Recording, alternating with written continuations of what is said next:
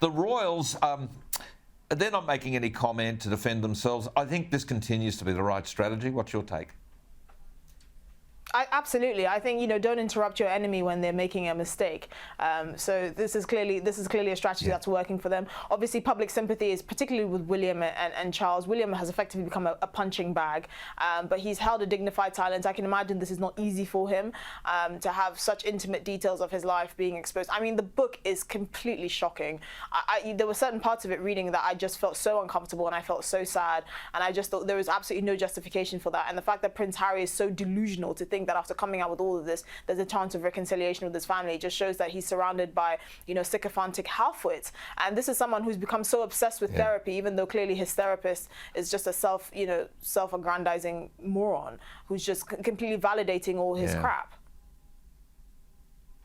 Esther, is there an end in sight, or are we just simply going to get a drip feed, woe is me stories from Harry and Meghan, well, forever?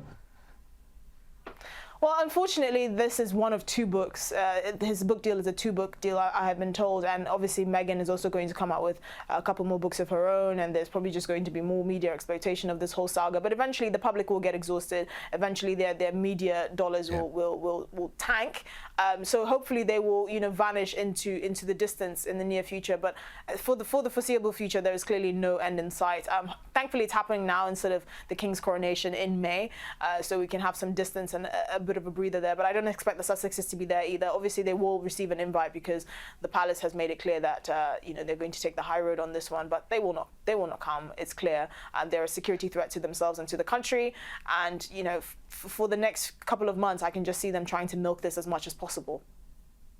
Yeah. Well, Esther, thanks so much.